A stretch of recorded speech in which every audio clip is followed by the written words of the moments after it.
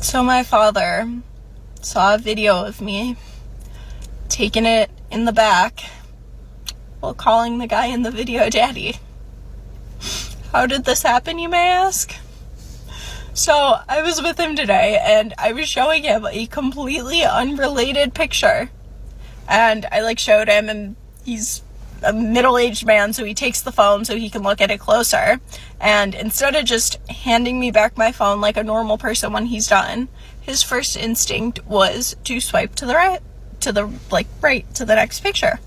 Well, the next picture wasn't a picture. It was a video. And videos play automatically. And what was that a video of? It was me taking it in the back door. It was not meant for him to see. It was meant to be posted, but not for him. He did not want to see that. And I don't see this man cry very often. It was awkward. He was crying. Moral of the story, if someone hands you their phone, don't fucking swipe. Just don't do it. It was not meant for him to see, it was meant to be posted. I feel sorry for her father. He must be blaming himself for not raising her properly. The worst part is that she missed the moral of the story, but that's not surprising given that she has no morals. I was doing the deed with this guy and we were doing butt stuff, and he got my little pink toy, which is yay big, and had it in my honey, and after a while he said, "There's a problem. I've lost it." I said, "It's fine. We don't need it." And then we were doing the deed normally, and then when we were done, we were laying in the bed, and I could feel it vibrating, so I was feeling around for it, and I couldn't find it. And then I thought, no. I reached in, there it was, buried deep in my honey. Thor himself could not get it out. There was so much lube. And I said, "I think we need to ring an ambulance." And he's like, "No, it's fine. I've got this." It took him 5 minutes to get it out. I said, "What the hell?" He said, "Yeah, I told you I lost it." I said, "I thought you meant in the bed, not in my honey." He's like, "Yeah, you told me to leave it there." And I was thinking, damn. Absolutely disgusting. For your own sake, stop posting these videos. The internet does not need this. I fucked up. I have proper gone and fucked up. Do you know what I did like a dickhead? I slept with someone from my gym. Number one of the girl code should be, do not sleep with people who you have to associate yourself with on a daily, because shit just becomes so goddamn awkward. That is possibly the worst thing I could have done. But anyway, I seen him a few times and everything was going swell, I actually fucking liked him, and believe me, I don't like anyone. I'm a fussy little bitch. But I liked him until he texted me and told me that he'd conquered me. He conquered me like I'm a fucking mountain, do you know what I mean? Well done you, round of applause for the man that was able to bend me over. Good for you, lad. So it's been 2 years now since I quit my 9-to-5 job as a legal assistant to become a spicy content creator. And everyone would be dreaming of this kind of job because it gives you so much freedom, and if you're lucky, you also make a lot of money from it. But the truth is, it's so up and down in every way. You're not always going to make a lot of money, and it's going to affect your mental health at some point, like it has for me. Your relationships could suffer, and there can be a lot of drama. Society doesn't respect you and will never respect you. And this job feels really boring to me now and isolating because, it's been 2 years, which isn't even a long time, but when you have so much freedom, then it does become a little bit boring. And when you don't have a challenge in life, you just feel a bit dead inside, and I feel like this job isn't hard. It's just time consuming in some ways and mentally draining, but it's certainly not hard. You're more likely to reach a point where you just start to question everything and you just think what am I even doing? And sometimes I have that, and other times I feel really good. I'm like, oh my God, I've got all this time. I can do whatever I want every day, and I make good money. And other times you just think it's not all that, and us people have struggles, a lot of struggles. So before you wish that you were living this life, just think again. It's really not all that. The grass is definitely not greener. Sometimes I wish I had kept my 9-to-5 job. It would have saved me a lot of drama because now I also can probably never find a normal job again. And this job also isn't forever. Obviously, I'm getting older And yeah, we all have a shelf life here, and I don't know what's next. You also need an exit plan for this job. So there's just so many things to consider for, doing this kind of stuff. But yeah, it's just a few thoughts right now. But yeah, who knows what's going to happen in future. Right now I'm just cruising, but yeah, I just do feel a bit lost and depressed at the minute. But yeah.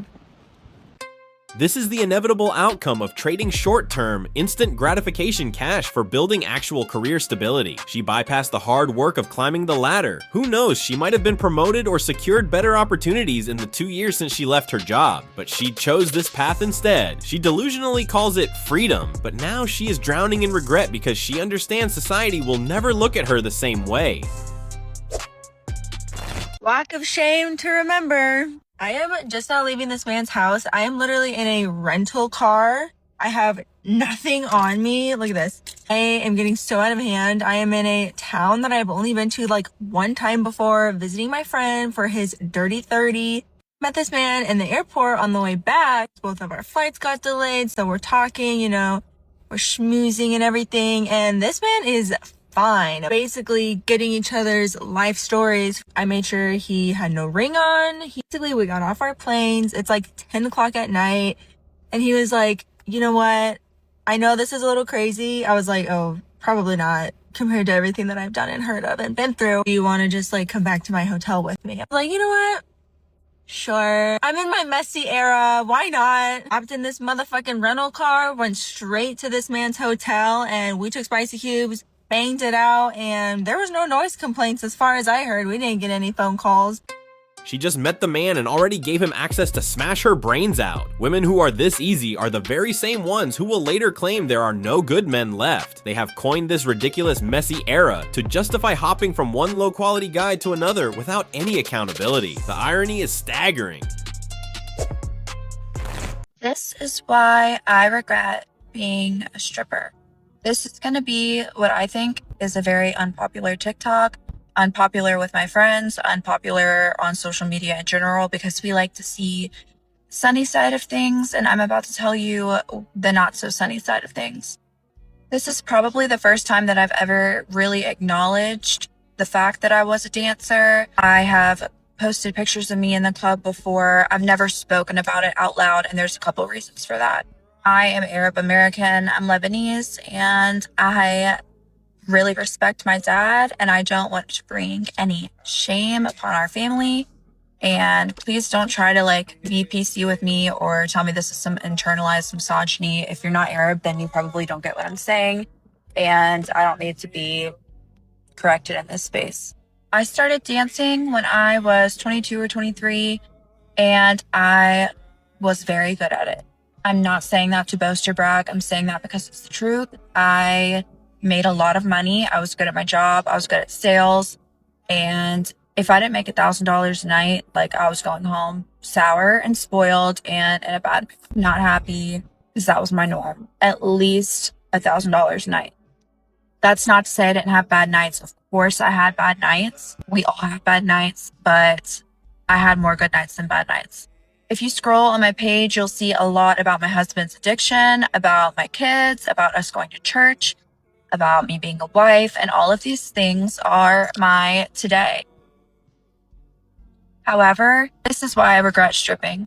I am still a normal person with worries, and the fact that I know that I could just go out and get it and not have to struggle or worry about the things that I do today and now is really hard to live with. Just knowing that I could go and trick somebody off and I would have no problems. Whatever my problem was, it would disappear like that. I will never be satisfied with any normal job again, ever. And there is an expiration date on stripping. You have to come to terms with that at some point in time. I don't think I will ever come to terms with the fact that I can't be a stripper again.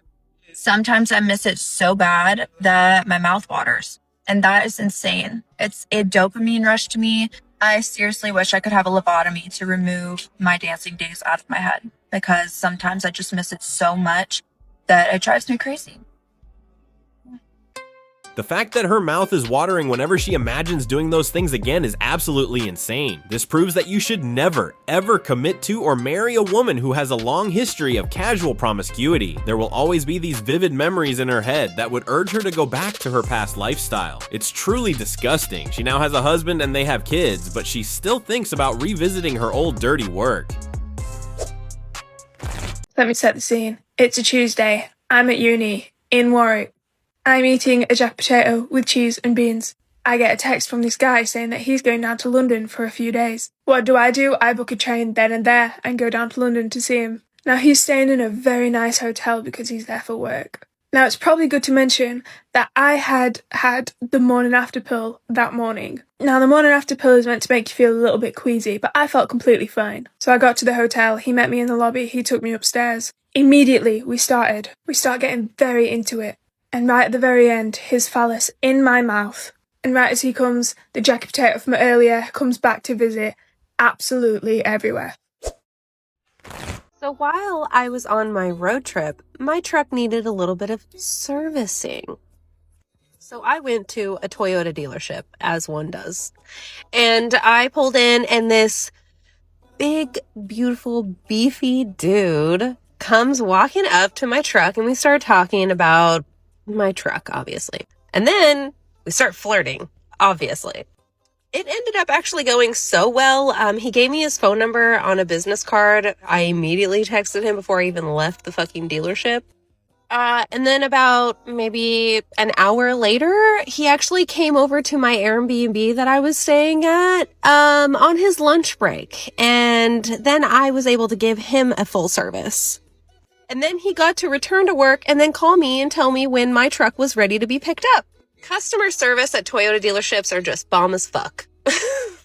When you truly think about it, it's like she paid him for the extra service. Women just can't keep their legs closed nowadays. They give every guy easy access and then turn around and blame everyone else later for the consequences. They simultaneously demand to be taken seriously and expect men to commit to them, but all they offer is this kind of disgusting, low-value behavior. At this point, even the bear won't choose them. They seek commitment but only offer promiscuity and wonder why the math doesn't add up. And that's it for this video, guys. If you stayed until the end, please leave a like and drop your thoughts in the comments section. As always, see you on the next one. Peace.